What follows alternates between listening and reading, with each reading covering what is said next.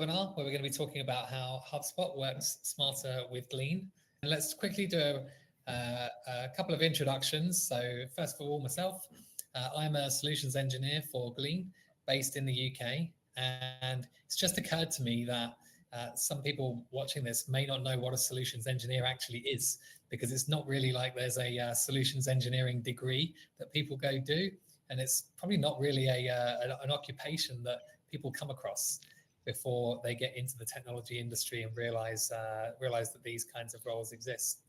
So a solutions engineer, sometimes in the industry known as a sales engineer, typically is focused on helping customers to understand how a vendor's product works, how they can make it work in their environment, answer all their technical questions. And we're typically focused on the part of the customer relationship that is before the sale is made. So we are working with new customers or customers that want to use new features and functionality in our products. Sebastian, would you like to go next? And if you have anything to add to my definition of what a solutions engineer is, then please do. Of course. Thank you, Bobby. So pleased to meet you all. My name is Sebastian Ferreira. I am a solutions engineer on the HubSpot side, and it's pretty much the same thing. As a solution engineer, I work closely with a sales team. On my side is the French sales team at HubSpot, to understand pretty much the needs, the design, the technical solutions, and make sure that they align with often evolving CRM like HubSpot. But you're very much right there, Bobby. I do not come from a technical background as a solution engineer. Fun fact, I am an ex-oboe player at the orchestra. So yeah, different backgrounds. Over to you, Interesting. York. How did you become a solutions engineer from being an oboe player? Well, I suppose the love for understanding languages. Music is a language, and sometimes I would say in my in a very simple way, there are different ways to transmit a message. Music can be one, and a solutions engineer sometimes has to align on a same level of language, if you want to call it that way, depending on who you have in front of yourself, to make sure that we get an agreement and that we can move forward. So yeah, that's, I would say, the very minimalistic way of how I can apply music in my life. Yeah. Cool. Well, yeah, I feel like I want to see some of your demos now. I guess they can be quite creative and using music and what have you. Okay, York. Yeah, I'm not that talented, to be fair, from a musician perspective.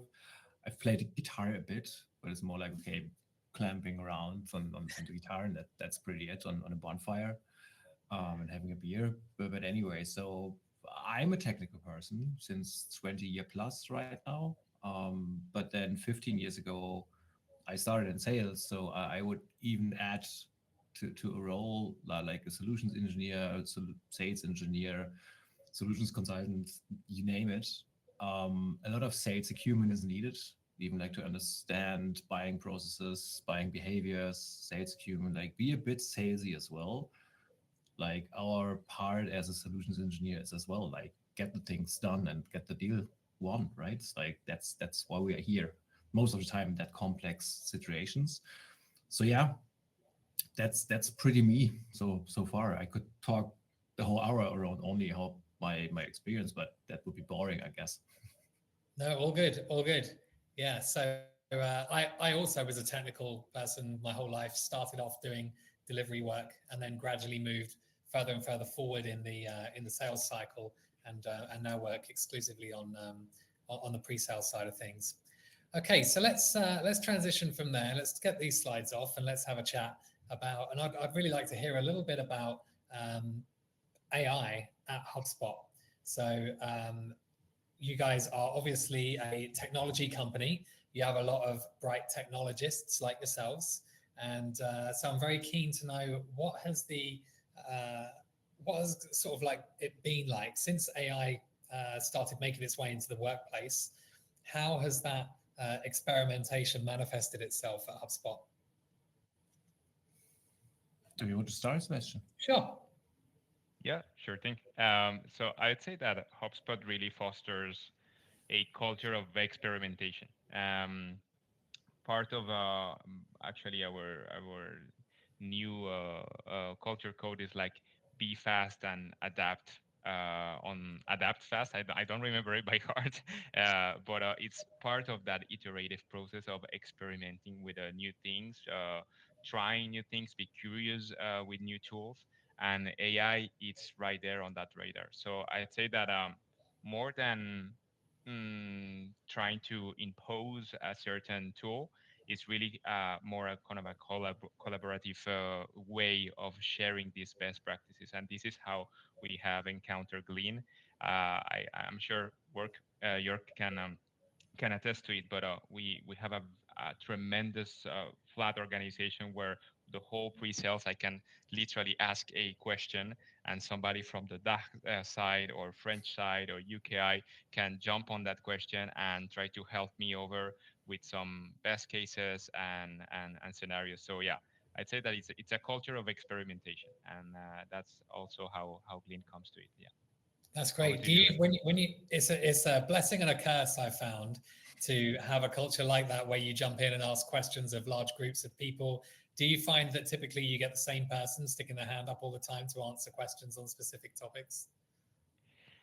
I would use good judgment on that one, but I would put my hands on the fire that no, not really.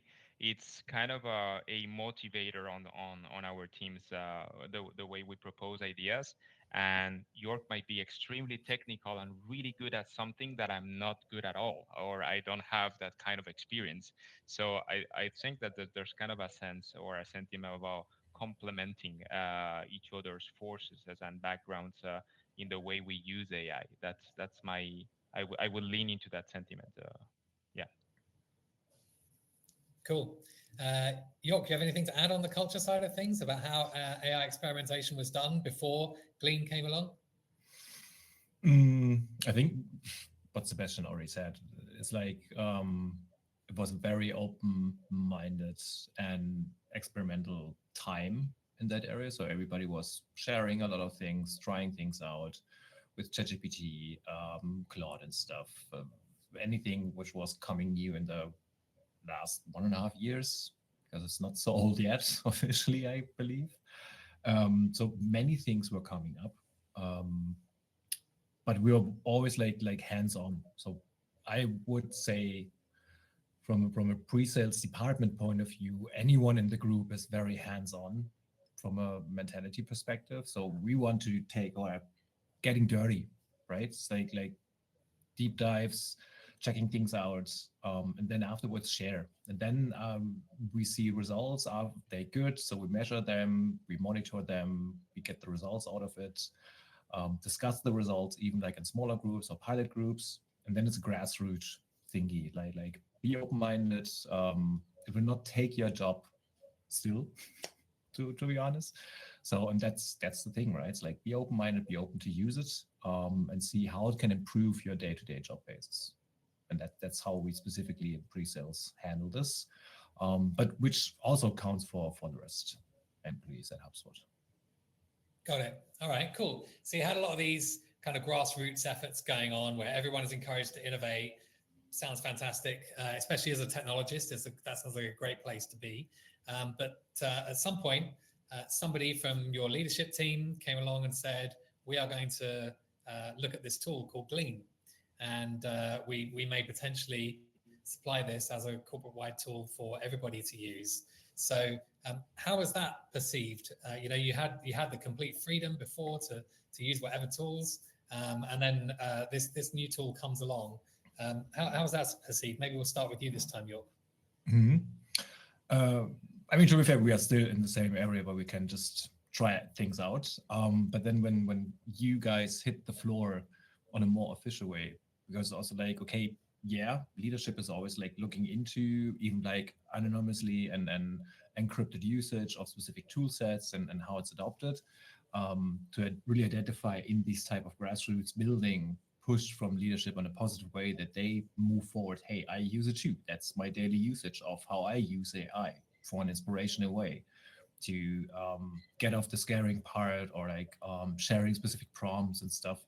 And when we started with Glean, I found it pretty interesting because everybody was already like set and open-minded, because everyone on the floor knew already how AI works and what's possible. And everybody in even minutes understood already, okay, that could be very, very helpful in a way of, and I think we had just in, let's say 30 minutes, over 100 hand raisers, and there are always coming people again, just adding to the Slack. So to keep it simple, we have a Slack channel, which is called like Global AI Sales Champions, as example, where you always like put in pilots, put in usage, put in use cases, and then the team around the project team with you guys from Glean came around and also like shared an external channel. And we did a lot of usage and knowledge sharing, but it was more like structured, a more projected way, where we could see, okay, this is not only a grassroots and we are trying things out, we are making it a bit more professional, and also like connect specific software applications, even on premise. Like, yeah, sometimes we have also like a bit of on-premise, but most is cloud solutions. But to really then see, okay, people are already in, it's like, oh, what's this? I can connect multiple dots inside of just one agent or just one sentence of a questions I have in mind where I would like to see and find something. That was already like, okay, I want to get into this. So, and that was really interesting to see how open-minded, how quickly people were adopting this. That was awesome. It's interesting you say about people putting their hands up and volunteering to get involved in the project, because I always find that it's really important early on with any new technology, actually, that you get people who volunteer, not people who are told that they are going to participate in trying out this new technology. So Sebastian, were the volunteers, did they largely come from pre-sales, sales engineering, or was this more of a cross-functional effort across various departments? I'd say it's cross-functional and down the line, but the one we are mapped to are sales specifically. So I'd say account executive and pre-sales champions, and more kind of a cascading effect, because what York said, it was really true. Like there are a lot of people and champions that want to try everything that is possible at HubSpot, and then there's kind of an echo, a domino effect out of it, a positive domino effect of like, wow, this is working great. Could you please include this other team and other people wanna try it? And I would add to that the ease of use, because sometimes when you think, oh, here we go again, new tool, how do we even open this? Like, is it easy for me to understand? How do I even trigger, navigate to it? For me, I remember my first day using Glean. I was opening a new tab. There you go. I was having the whole prompt, the whole search bar. I didn't need to go anywhere weird, let's say, to log in or to understand. I was already, let's say, on a Google kind of search bar, so the Glean search bar, just to interact directly with it, to converse with it. So I'd say Cool. that So did they push out the extension to your browser automatically for you, or did you have to install it? It was pushed out to you. So you literally came in one day, opened a new tab, and then bang, you were in Glean. Completely. So it was like there was no, it was effortless, let's say, because then, yeah, there you have it. You understand what's the deal behind it. I'd say that after we will speak about use cases and more in detail. But yeah, having that tab by default as your main search engine at HubSpot made adoption really easy. Right. Okay. Gotcha. Yeah. We have a big, one of our principles at Glean is we want to meet users where they are. So the most obvious place to do that is in the browser, in the new tab box. So by taking that over, we very quickly get in front of people. And then we also have integrations into many other line of business applications to expose Glean functionality for users there as well. So I'm glad you had that experience, because some of the fears that people talk about when we're talking about bringing in a new technology like Glean is all around the change management and how are we actually going to get people to use this tool. And it's great to hear that our methods are working. So let's switch gears a little bit and talk about some of the use cases for Glean as a solutions engineer. And when we started, we talked a little bit about what the solutions engineer job is. That was kind of like the glossy outsider's view of what the solutions engineer does. But if we get down to on a day-to-day basis, what are the things that are that you should be doing, and what are the things that are sort of the busy work that chews up all your time? York, I'll put you on the spot. I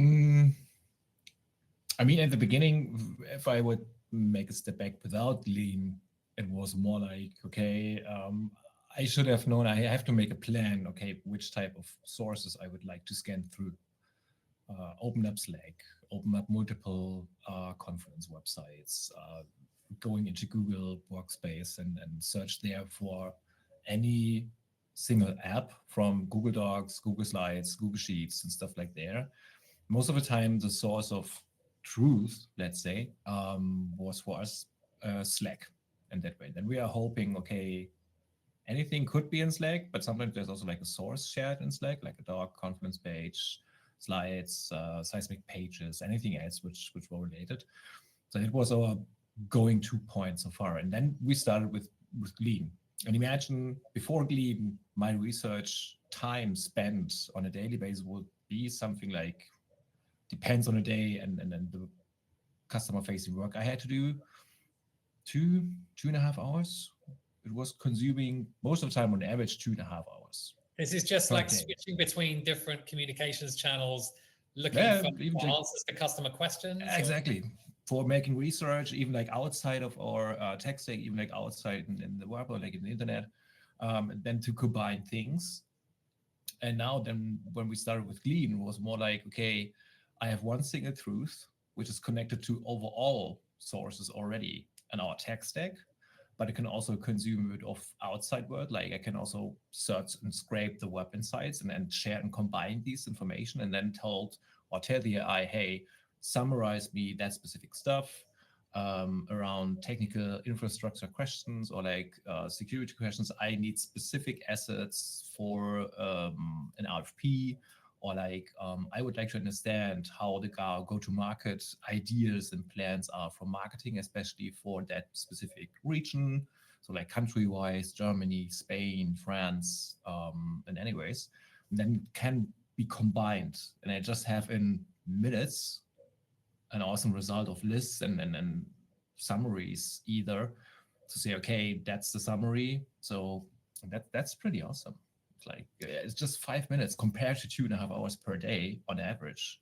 That's like, and it's kind of obvious that I can save so much time and have much more time on our day-to-day work for. We work closely as you with sales reps, so with the sales colleagues, which are mostly customer facing. So it's a time saver and an efficient productivity tool for us to engage much more on customer facing side. That's great. I mean, that mirrors my experiences of using Glean as well. One objection that I hear from lots of customers that I talk to about Glean is our information is very technical and an AI won't be able to determine what is the right answer when there are lots of nuances to the information that we have stored in our databases, in our CMS systems and all that sort of stuff. How did you find Glean was at figuring out what was the right answer in a sea of noise? I can just answer it quickly, and then Sebastian can I think definitely much more than to this. It depends on the prompt, right? Like how you prompt it into or use the agent functionality in Glean is heavily impacting and influencing the results you would like to see, even like summaries, results on specific assets, sources and stuff. Most of the time, my prompts or my agents are working like I tell the AI mostly in my research who I am, not a pre-sales engineer, of course. Like I am, let's say, I saw already in the chat, like someone from healthcare. So I assume, okay, I'm a doctor or I'm a general manager of a hospital. And I need these type of resources and make it please understandable and summarize me that information and these sources that I understand it as a non-tech person. and then you get the results, and then you get the right things already, of course, reviewed, because don't trust it fully on 90%. Have a 4i principle, review it, share it with other colleagues. Hey, does this make sense from point of view from a for not tech person? And then you're good to go and can share it anyways, or like make a assumption out of it that okay, share it with the team or internal stuff, external stuff. But that's how I typically move forward.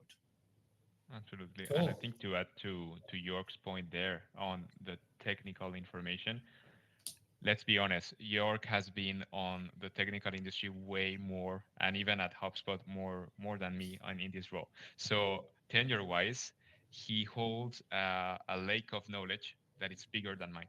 And I'm still, let's say, on that ramp process where some of the answers, right, might not be that immediate, and that's fine, because HubSpot has evolved so much over the years. But where Glean comes is that instead of making sure that that KB article is actually up to date, that we're referencing a very large, uh, boring and complex documentation about security, the nitty gritty details, are we getting that right info? Well, Glean just get all of those sources and make sure that we're cross referencing that to the most up to date as well, or the most relevant information you want to find.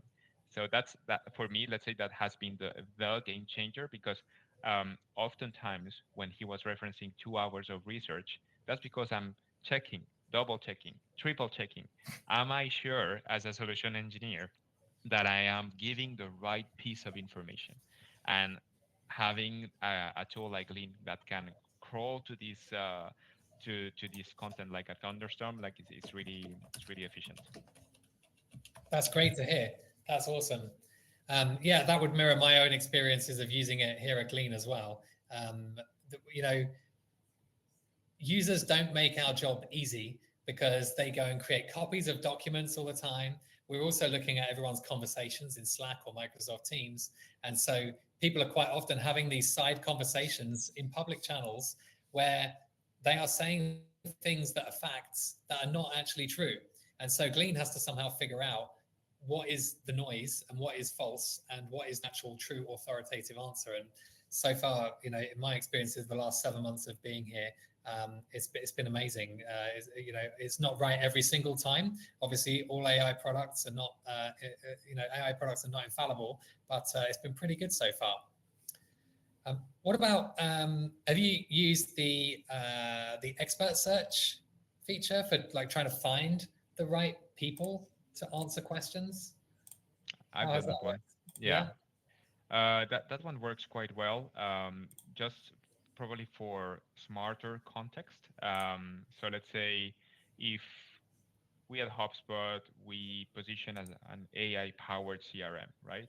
And many times we will have to draw competitive battle cards, or competitive information with some other integration. And because there's so many integrations out there, so many new connections and APIs and so on, it is sometimes difficult to find the article that will show me this is how you can tackle that conversation. And the reason why it's difficult is because it has been sent in an unstructured way. It's somewhere there on a Slack conversation. It might be somewhere there on a transcript, so it's right there on the cloud on a saved transcript conversation. So there's no possible way that I can review that and jump on that jackpot piece of a conversation where I can find that expert that I know that York tackled this exact same topic 2 weeks ago. It's fresh out of the oven, and I can go right there. There are high chances that these people might be knowledgeable because they had this similar scenario, sales scenario, like the one you're asking right now. So I find that great because we were speaking about collaborative culture, right? And we rely a lot on that, but half of the way, 70% of that is being done. Like that research has been done by Glean, and then I can just quickly jump on a call with my colleague, with my peer, just to have a chat on it. But it's the way I approach it is completely different. Yeah. Yeah. I mean, I was at Google Cloud for nearly 7 years before this, much larger organization than both HubSpot and Glean, and trying to find the right person to answer a question sometimes was a multi-day effort. You know, you send a message off to California, we're based in Europe, and you wait overnight to get a response, and it wasn't clear enough, and now you send another message and you have to wait another 24 hours to get a response. Whereas, Glean can quite often give you the right answer much faster. So have either of you had a go at building any Glean agents? Yeah. Yeah? What have you built? Sorry. So what I did was like, so there are already a lot of agents existing on our site. Your blueprints, so the default ones which you're already delivering, but also like the handmaids from colleagues. What have I specifically? So we have a specific sales program for net new customers on our site. If they come in, it's called a Lighthouse program. It's also like officially known and can be reviewed on our website. So there are specific criteria when these net new accounts are taken into consideration for that program. So there are criteria of specific revenue, company size, what are they actually doing, rare of vertical industries where we didn't have so many touch points so far, but it's a huge customer as example. And I wanted to have, because we have multiple sources of these program, right? Like there are Google Docs, there are slides, there's a website page, there are landing pages, there are webinars for transcripts, anything also what Sebastian already shared. And I want to have it quite straightforward, easy to use. So I built the agent so far that it summarized me the information. So everybody with the agent can reuse that purpose, can adjust it on a specific tone of voice, can say, okay, this is for target audience of C-level, middle management, or a specific industry personas we are talking to, especially out of tech, which would like to understand this situation or the program behind. So the agent is summarizing all the information based on my source I added manually, or even which is automatically finding if they are updated on the Confluence server as example, and then combine it together, make it a summary, which I immediately can share, because I told the agent also like make these information and summarize it on a way that I can share it afterwards directly publicly within an email as example. I could also tell the agent later, okay, create me an email draft for my Gmail account as example. So that it's taking into account the formatting stuff of my email, of my setup, because we are using Google Workspace. So that is also like quite convenient, and I just have to mark it all, copy and paste, and I'm good to go. And there are also always like considered only public available links into it for that specific persona. And that's kind of helpful and supportive, because especially in sales, you want to have it handy in 5 minutes and don't want to do it on your own or use that template. If you use a template, if you use HubSpot or not, like we can have these template with personal tokens, but it relays heavily on documents. If the document is outdated, everyone knows, okay, I sent you a slide deck from 1998. Oops. So this doesn't happen anymore. Of course, you can build out a template together with Glean and HubSpot on the connection way, but it's more like, okay, I get it completely summarized, have all the updated and up-to-date and state-of-the-art information in it, and can immediately share it right now as a non-expert person. And that's great. I want to pick up on the sharing aspect there. So pre-Glean, what I see lots of organizations doing is they put in other AI tooling that isn't really designed for use by teams. And what you typically get is one or two power users, or quite often technical folks like us who are in solutions engineering, who really grab hold of the tool and learn how to use it, and they really squeeze the most out of it, and they can build agents or GPTs or whatever they might be called, but they quite often only get to benefit from those themselves. Whereas with the Glean platform, because it's all permissions aware, you are actually able to build something great that the rest of the organization can then use, and it only runs in their context. Sebastian, did you have something to add? Absolutely. I actually do use a scenario like that. So I didn't build an agent in that scenario, but it's called a competitive bot agent. For me, I found it really handy. And it's a HubSpotter that actually does a newsletter of like, this is what's new on technology. These are the new technologies of the week, and let's say the new watch out competitors of the week for HubSpot as well.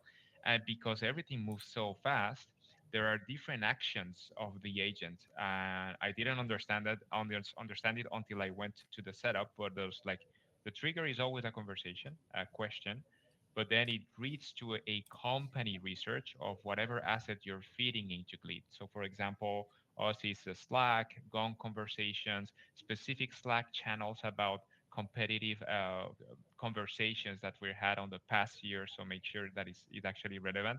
And then there are think actions, or like you were mentioning something that make sure that is you're not giving me conflicting data. You were saying that at the beginning of the webinar. So it's kind of cross-checking all of that to make sure that we're not getting hallucination or something that is completely out of context.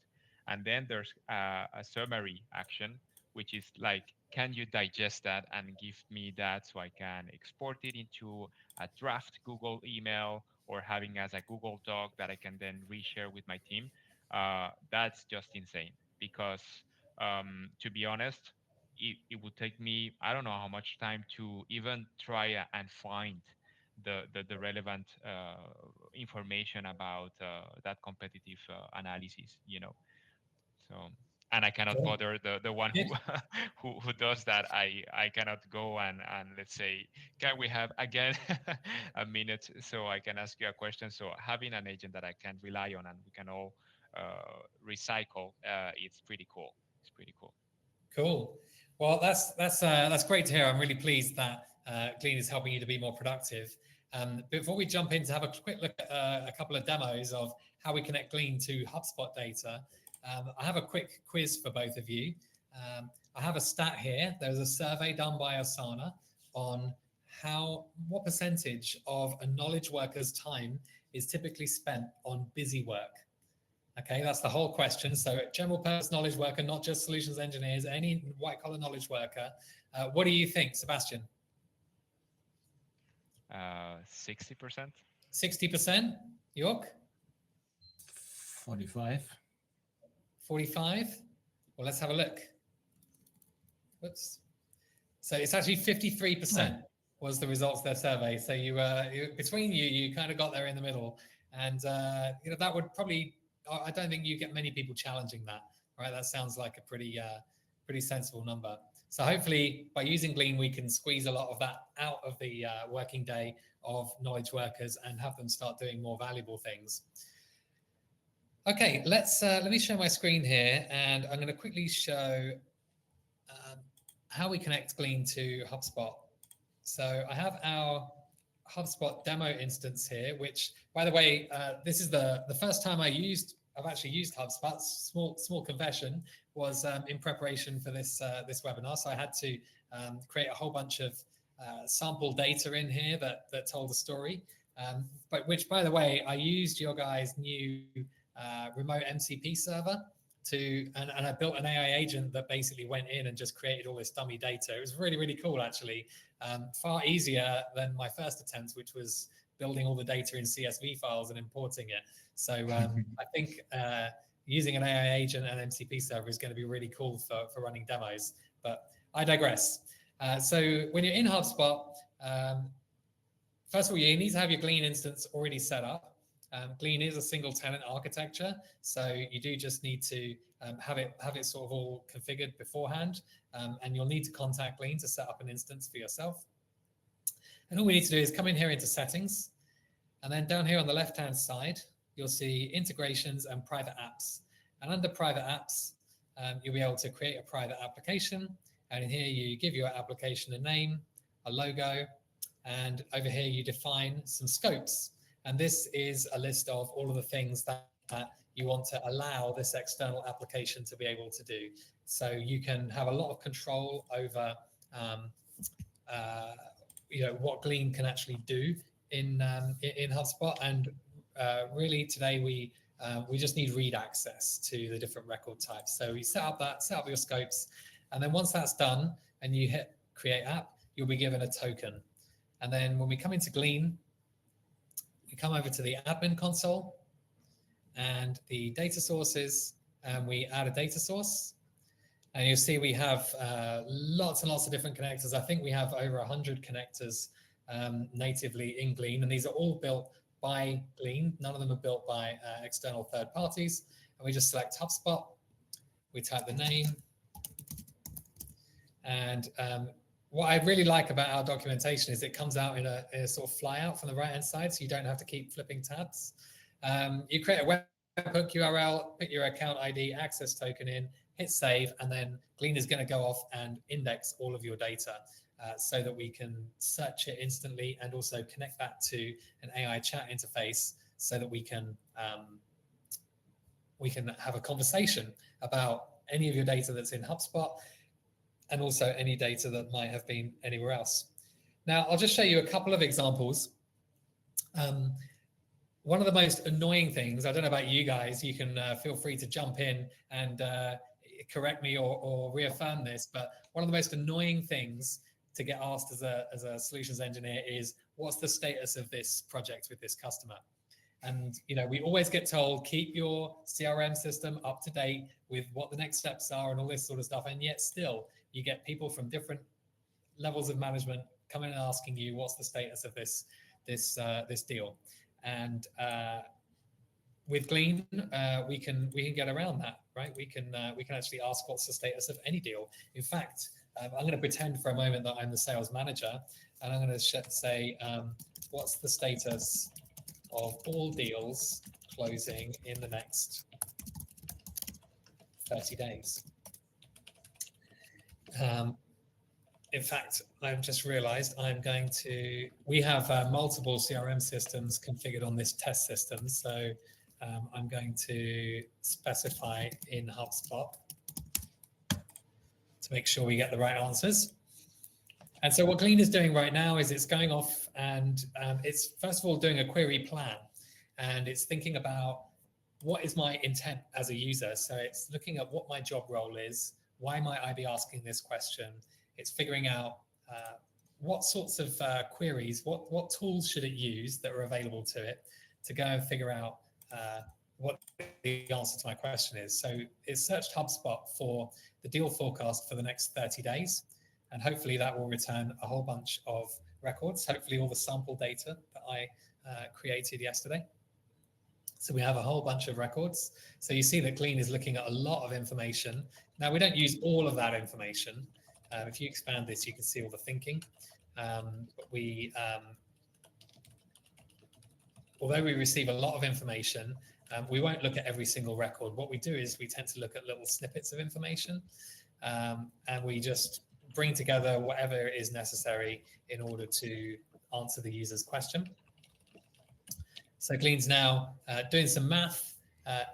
It does work on both structured data and unstructured data. So once it's queried, what are the deals that are out there that are going to close in the next 30 days? Then it will go and work out some sums and add the necessary numbers up to be able to give us an appropriate summary. And then finally we get a summary. So it's found 3 deals there. Total amount is 189,000. The stage breakdown that each of those deals are in. We have a table view, and we have some link to the actual HubSpot records. Now, I would also like to know, are there any deals that are at risk due to poor customer service? So what Glean is going to do now is it's going to go and look through my customer service records to figure out if there are any customer satisfaction issues with any of the accounts where we have opportunities coming up. And for me, this is really powerful. My sales manager loves this particular functionality because we can identify what problems are in advance and deal with them up front. And so in this case, we're looking through HubSpot's own service management module, but we also have connected to this test environment several others, Zendesk and several others, where it could search across multiple different vendors' service management and really bring all of that information together in one place. So it's realized that we have some escalation cases for the deal at Vault Grid. And so it's now going to dig into those a little bit.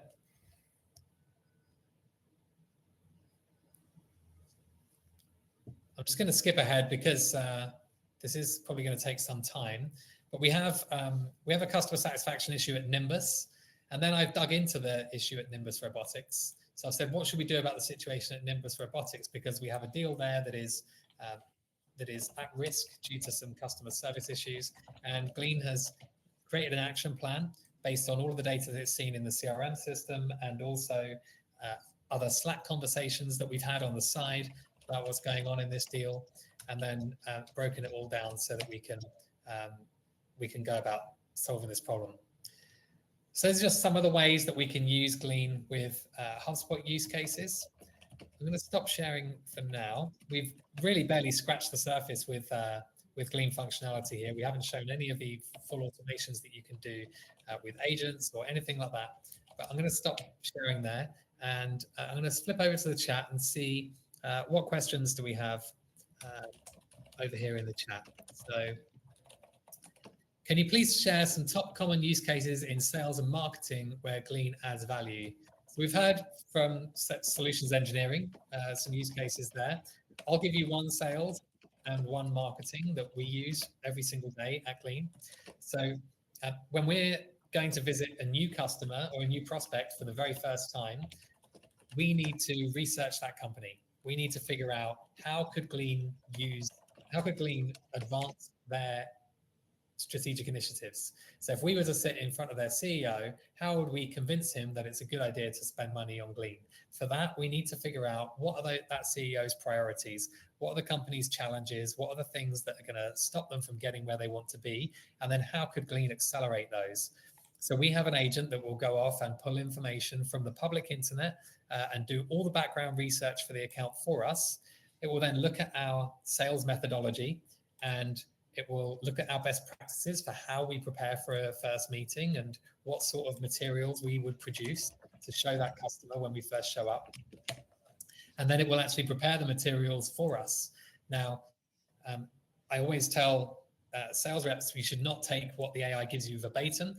All these AI things still need supervision, but this accelerates the process of doing all of that research. The marketing use case that I have for you is a marketing person here in EMEA in my team put together, and they spend a lot of time at the beginning of the year when they're allocating their budget, looking for what events we should sponsor. And so they will use Glean to search the internet for those events. They will use it to search for historical records inside Glean of how we have performed at those events.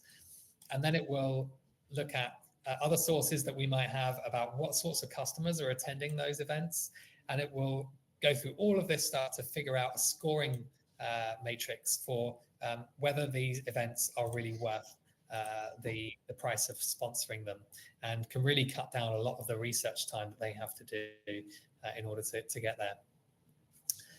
So I think we are at time. We have, I want to leave you with one thing, which has just been posted in the chat as a little takeaway. I'm just going to pull the slides back up for a second. So we have a Forrester study here. The link has been put in the chat there. I would highly suggest you go read it. When I saw this for the first time before I was joining Glean, I thought, wow, those numbers are absolutely crazy. There's no way that 93% of the organization uses Glean within 2 years. But I think you've heard it here from these chats from the HubSpot, is that because the change management processes are kind of built in, that it takes over your new tab experience in your browser and it is integrated in with your existing applications. These numbers are real, right? We get very, very high adoption rates at Glean, and 110 hours per user per year saved just from search and Gen AI. That's not even really from agents. That's really just from search and chat and saving time. That's 2 hours per week on searching and finding for information.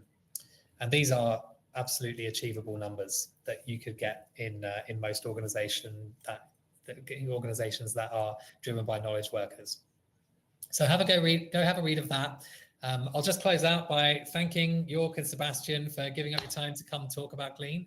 And I really look forward to hearing about the agents that you guys will continue producing at HubSpot and our partnership developing. Yep.